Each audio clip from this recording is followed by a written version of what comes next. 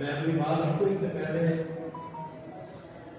और समाज में महापुरुषों को नमन करते हुए तथा के चरणों में नमन करते हुए विश्व विख्यात पति जी में सम्मानित संविधान निर्माता बाबा साहब भीमराव के चरणों में नमन करते हुए उन्हीं के लक्ष्यों को पूरा करने के लिए आगे आए महामहिम काशीराम जी के चरणों में नमन करते हुए उनके आदर्शों को पूरा करते हुए आगे बढ़ाते हुए बहुजन समाज के विकास के लिए आयरन लेडी बहन मायावती जी को अपना आदर पिता मानते हुए मंच पर सम्मानित हमारे दिल्ली प्रदेश के महामंत्री योगेश जाटव जी, हमारे लोकसभा के कोऑर्डिनेटर माननीय शिवपाल जी, उन्हीं के सहयोगी माननीय राम गुलाब जी आजाद और उन्हीं के सहपाठी ज्ञानचंद जी। मैं आज ये बड़ा हर्ष की बात है कि आज बहन जी का 70वां जन्मदिन मनाया जा रहा है और हम उसी को मनाने के लिए इस प्रांगण में इकट्ठे हुए हैं। मैं इस बात का बड़ा गर्व करता हूँ कि आज बहन जी ने जो इस जन्मदिन को विश्व भारत स्तर पर मनाने के लिए जो योजना बनाई वो एक सराहनीय कदम था बहन जी का कि उनका अपना जन्मदिन जन कल्याण के रूप में मनाने की उन्होंने योजना बनाई। मैं उनके इस निर्णय को बहुत सराहनीय मानता हूँ कि उन्होंने जन कल्याण का निर्णय क्यों लिया। मैं समझता हूँ कि बहन जी की दूरगामी सोच को देखते हुए कि इसके माध्यम से हमारा बहुजन समाज इकट्ठा हो सके और हम अपने महापुरुषों के लिए अपने बहुजन समाज के लिए काम कर सके, उसके विचार कर सके। मैं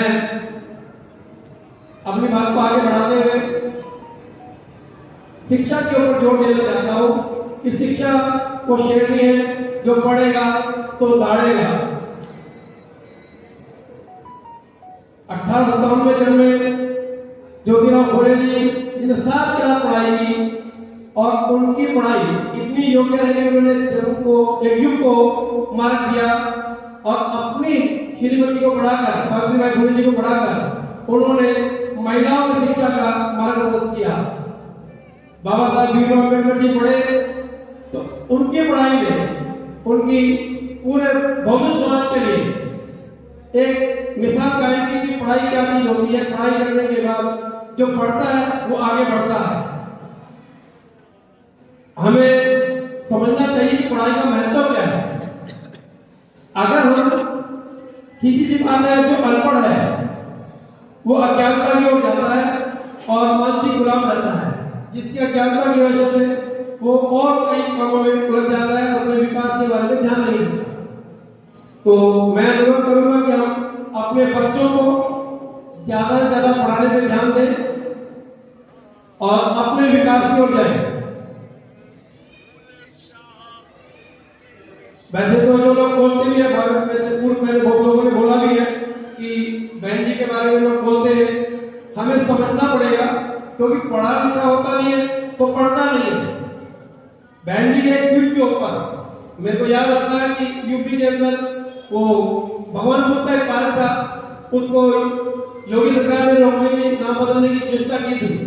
बहन जी के ट्वीट के ऊपर उस पार्क का नाम चेंज करना बंद कर दिया। तो जो ताकतवर होता है वो शोर नहीं मचाता।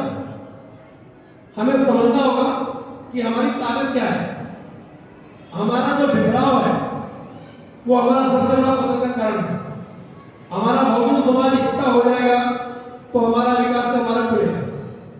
इसलिए हमें समझना चाहिए कि हम जो जाति में बटे हुए हैं, हम अपने जाति के समीकरण को तोड़ते हुए जो बाबा साहब ने SC ST OBC की जो माला बनाई है, हमें उस पर काम करना पड़ेगा। जातिवाद से उठकर हमें काम करना होगा। मैं ज्यादा ना बोलते हुए, जैसा कि बताया गया, समय का ध्यान रखते हुए मैं अपनी बात को विराम देता हूँ। सभी को पुनः बहन जी के जन्मदिन की बहुत बहुत आर्थिक शुभकामनाएं देता हूँ। जय भीम, नमो बुद्धाय।